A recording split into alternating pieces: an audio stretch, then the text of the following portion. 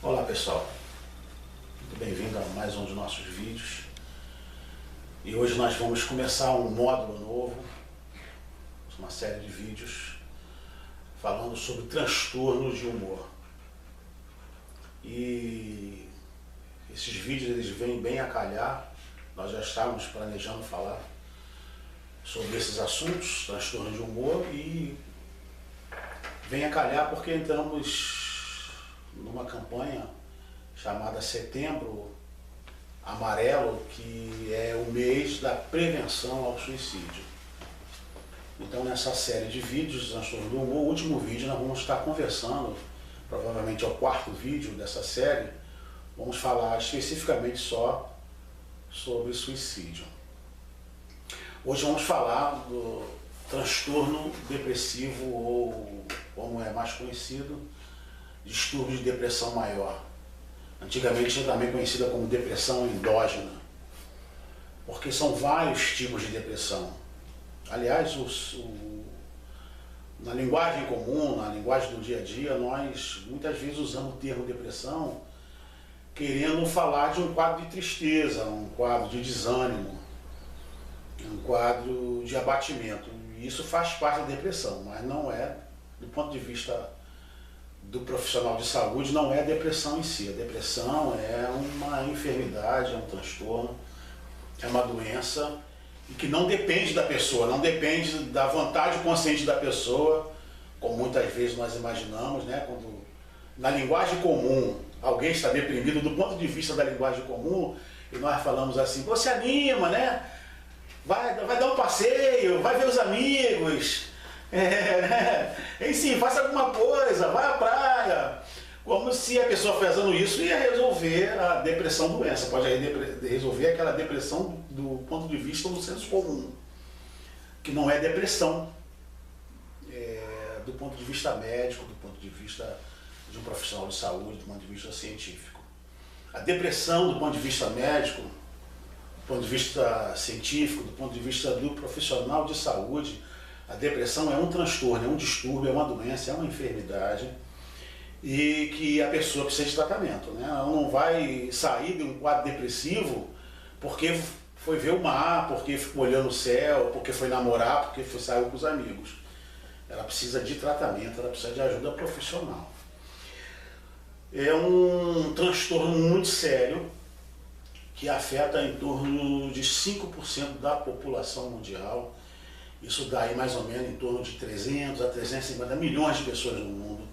No Brasil são cerca de 12 milhões de pessoas que sofrem de depressão. Isso, aquelas pessoas que buscam ajuda, que o transtorno se torna conhecido de alguma forma. Então, provavelmente os números são muito mais elevados, são muito maiores que esse. Mas pelo menos 12 milhões de pessoas e cerca de 6% dos brasileiros sofrem de depressão. O que é então a depressão, o transtorno depressivo, quais são as suas causas e como um profissional de saúde, principalmente um profissional de psicologia, lidar com isso, já que a nossa área é psicologia e a gente então, né, vai procurar nos deter, vamos procurar nos deter no aspecto da psicologia, embora sabemos que não é apenas o profissional de psicologia que trabalha com a depressão, é um trabalho conjunto que precisa, é uma tarefa interdisciplinar, precisa de um médico, precisa de um psicólogo e muitas vezes até mesmo de outros profissionais. Mas, pois bem, o que é a depressão? Quais são os seus sintomas? A depressão ela tem que ter pelo menos quatro dos seguintes sintomas. Primeiro, a anedonia. O que é a anedonia? É a dificuldade ou a incapacidade de sentir prazer. Então a pessoa, ela perde o prazer de comer, ela perde o prazer de passear, ela perde o prazer de ver uma televisão, ela perde o prazer de ter relações sexuais. Daí um outro sintoma que está muito ligado à anedonia, mas classificado como outro sintoma, é a perda da libido, a perda do interesse sexual. Então a anedonia, né, ela não sente mais prazer com as coisas, daí não adianta falar para a pessoa, vai se divertir, porque ela vai, mas chega lá, né, ela não vê colorido, ela vê tudo cinza. Enquanto que uma pessoa que não tem depressão, que não está sofrendo depressão, ela chega num lugar, tem as cores, ela vai ver as cores, aquilo de repente vai animá-la. Mas uma pessoa que está sofrendo de depressão, ela vai em um ambiente colorido e ela só vai ver tudo cinza.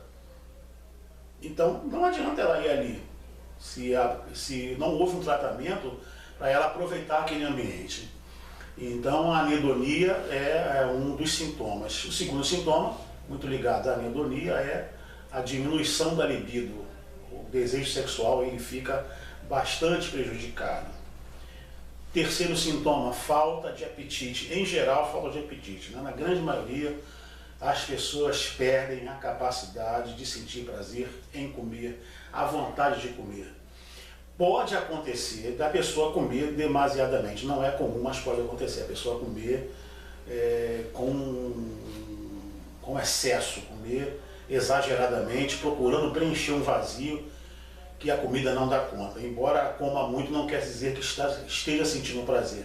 É apenas uma compulsão em preencher alguma coisa através do alimento. Um outro sintoma é a perda do sono, a insônia, em geral. Pode acontecer o inverso, o sono exagerado. Mas em geral a pessoa tem um sono irregular, demora a pegar no sono e aí fica até madrugada desperta e vai já pegar no sono já pela manhã, aí fica várias horas da manhã do dia prostrada, com sono em excesso e dificuldade de sair da cama.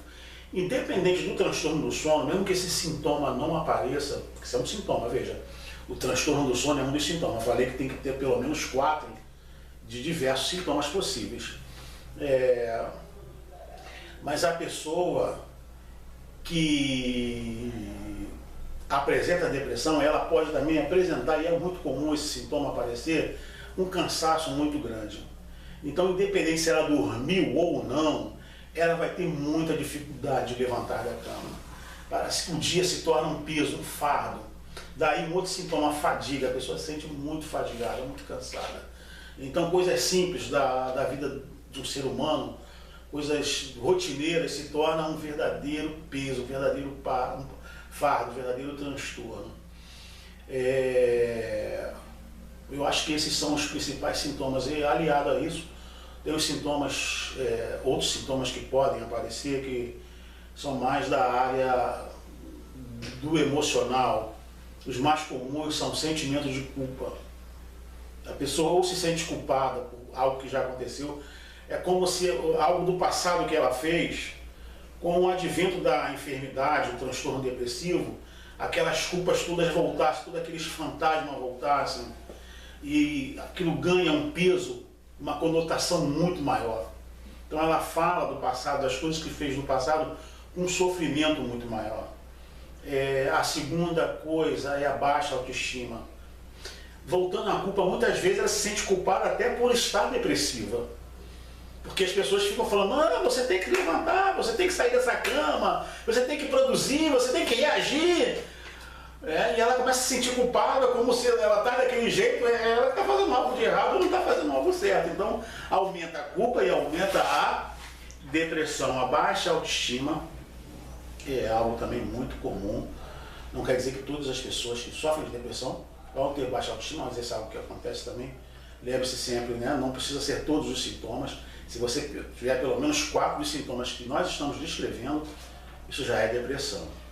Baixa autoestima, aquela sensação de menor valia, não vale muita coisa, para que eu nasci, né? Não vale a pena. E aí começa pensamentos de suicídio, pensamentos de morte, às vezes nem com a intenção de cometer o suicídio, mas começa essas ideias, para que eu nasci, a vida não vale a pena. Muitas pessoas têm vontade de se matar, mas não se matam porque, eu não estou dizendo que isso é certo, que é errado, eu estou dizendo apenas os fatos, as coisas como elas acontecem. Algumas pessoas que são religiosas, elas pensam em se matar, mas não se matam porque têm medo de ir para o inferno. Eu já atendi, não foram poucas pessoas, já atendi algumas pessoas com depressão, que elas diziam, eu só não dou cabo da minha vida porque eu tenho medo de ir para o inferno. Bom, eu não estou aqui entrando no juízo de valor sobre a crença da pessoa, se aquela crença é certa, se aquela crença é errada, e não me cabe também julgar a crença de ninguém, mas ajudar a pessoa a amar a vida, a descobrir o valor da vida, a descobrir que pode, né, a vida pode ser muito boa, pode ser muito agradável e vale a pena viver. Mas é claro que não depende apenas do trabalho do psicólogo. Como é um transtorno, é preciso também que a pessoa seja encaminhada a um médico, que ela veja a sua taxa de hormônio, que ela veja se não tem problema de tireoide, ou problemas, né, nas suas glândulas internas, enfim, é preciso que faça um check-up médico. A gente não vai se aprofundar nisso, mas muitas depressões elas têm origem em fatores orgânicos, em fatores simplesmente biológicos. É bem verdade que as questões existenciais, as questões emocionais, elas podem alterar também o biológico. Muitas vezes, aliás, quase todas as vezes, o deprimido ele tem um transtorno na sua anatomia cerebral, principalmente na área do hipocampo. E sempre vai haver um transtorno na área dos hormônios, por assim dizer, simplificando, dos hormônios cerebrais, né, dos neurotransmissores. O mais conhecido hoje é o conhecido como hormônio da felicidade, a serotonina. Hoje se sabe que a pessoa com depressão ela tem uma baixa de serotonina numa região do cérebro, entre os neurônios, chamada sinapse. Mas esse é um assunto que o deprimido ele não precisa se aprofundar nesse conhecimento. Ele precisa apenas saber que, inclusive, ele tem um problema na área do seu cérebro e que ele vai precisar de uma medicação para ajustar isso, para poder ajudar na resolução desse problema. E quem pode olhar para esse lado é o profissional médico, da área médica. E quando vem para o psicólogo, né, enquanto a pessoa está tomando a sua medicação, enquanto a medicação não faz o efeito adequado, muitas vezes o paciente vai falar sobre isso. Olha, se eu pudesse eu dava cabo da minha vida, a vida não tem razão de ser, eu não vejo mais graça em nada, e a vida se tornou um fardo, para que eu nasci? Porque aí esses sentimentos eles vão se misturando, baixa autoestima, menor valia, eu não valho nada, eu não presto para nada, faço tudo errado, misturado com culpa, e vai virando uma bola de neve que vai esmagando a pessoa, trazendo toda uma dificuldade de existir. Há um sentimento de culpa e tristeza, sim, a emoção tristeza. Muitas vezes nós pensamos que depressão e tristeza são as mesmas coisas, não são. A pessoa deprimida, em geral, ela apresenta um quadro de tristeza. A gente, ao entrar em contato com o deprimido, a gente sente uma tristeza profunda, uma dor muito grande na alma, uma dor de existir, uma dor de viver, uma dor de interagir, uma tristeza pelas coisas que não aconteceram no passado, pela desesperança das coisas que ela acredita que não vai acontecer no futuro. Mas nem toda pessoa triste está deprimida. Uma pessoa pode ficar triste por até 6 meses ou até mesmo um ano, enquanto elabora, por exemplo, um luto. Tem uma perda de um ente querido, uma pessoa muito amada, a pessoa pode levar um ano ainda elaborando aquela perda e levar até um ano triste, oscilando entre tristeza e normalidade, tristeza e alegria, mas aquela tristeza acompanhando aquela pessoa constantemente. Ela não necessariamente não está deprimida. E nem todo deprimido ele vai apresentar tristeza, ele pode apresentar, por exemplo, uma raiva muito grande, uma irritação, e geralmente acontece isso com criança, uma irritabilidade, uma raiva, uma agressividade. Ao invés da tristeza, a ira, a raiva, a agressividade. E pode acontecer as duas coisas oscilar. O deprimido em alguns momentos está triste, em alguns momentos está muito irritado, muito irado com a vida, com as outras pessoas, com ele mesmo, numa insatisfação, numa intolerância muito grande com tudo. Bom, esses são alguns dos sintomas. As causas, as mais comuns, são as físicas, como eu disse algumas, tireoide, hormônio e por aí vai, Essa área é uma área da medicina. A primeira coisa que a pessoa deve fazer é procurar um médico, fazer o seu check-up e descobrir se há algum distúrbio seu biológico para poder corrigir essas coisas. Obviamente que o que começou com o físico vai afetar o emocional. E o que começa com o emocional vai afetar o físico. Essas coisas estão muito interligadas. Do ponto de vista emocional, a frustração que não é elaborada, uma frustração permanente, uma pessoa que tem uma frustração e ela acaba se resignando. O que é resignar? Ela perde a esperança de resolver aquilo, então ela dá de ombro. Aquilo com o tempo vai mexendo com a sua estrutura cerebral e que vai levar à depressão. Pessoa que não consegue resolver uma coisa que lhe frustra muito. Tem um casamento que para ela, mais uma vez eu falando de casamento aí, né? É um casamento que para ela não é aquele casamento que ela esperava. Ela não se sente amada, não se sente feliz, não se sente completa naquela relação.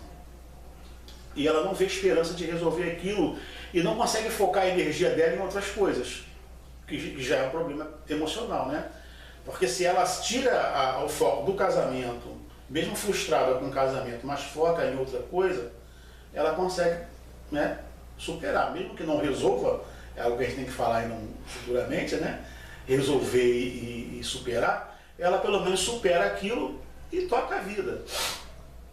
Mas tem pessoas que ela foca, ela botou todas as fichas delas, todos os sonhos, apenas como exemplo, tá? Poderia ser qualquer outra coisa, poderia ser profissão, poderia ser filho, poderia ser no empreendimento que a pessoa almejou a vida toda e não conseguiu. Eu resolvi pegar o casamento para falar de frustração. Então ela focou, esperava muito de uma relação, como se o casamento fosse um conto de fadas. Né? Aquela história que nós aprendíamos quando nós éramos crianças, os contos de fada, que encontrou alguém que resolveu os seus problemas e foram felizes para sempre. Aí entra num casamento e descobre que ali não é um conto de fadas, você não encontrou o príncipe nem a princesa, né? Muitas vezes é um sapo. E a pessoa não vê esperança de resolver aquilo, aquela frustração permanente, em que a pessoa não vê escape, ela não consegue canalizar energia para outras coisas, aí aquela frustração permanente acaba mexendo com a estrutura nervosa, acaba mexendo com a estrutura celular, acaba mexendo com os hormônios da pessoa, ela vai ter depressão. Aí é claro, não adianta eu chegar para a pessoa, não, você tem que ver as coisas boas da vida, você não tem a mulher que você queria, mas você de repente tem o carro, tem a casa. Isso não adianta, mexeu com a estrutura da pessoa, ela vai precisar de tempo. Tanto para reorganizar essa nova visão de mundo, as coisas que ela pode tirar, as coisas boas que ela pode tirar da vida, como ela vai precisar de uma ajuda medicamentosa para voltar a regularizar aquilo que está desregulado. O luto, embora o luto seja normal, a tristeza seja normal e comum a todo ser humano, todo ser humano tem perdas e todo ser humano tem tristeza, mas um luto não elaborado, a pessoa que não chora devidamente o seu luto, ela pode desenvolver depressão. Até mesmo porque nós vivemos numa sociedade que todo mundo tem que estar alegre, né? Parece que as pessoas não têm permissão de estar tristes, de chorar, né? E principalmente no meio religioso, até no meio evangélico, a gente encontra isso até nos enterros, né? As pessoas vão para o enterro e querem cantar, querem fazer festa. Aquilo ali é um lugar de luta, de choro.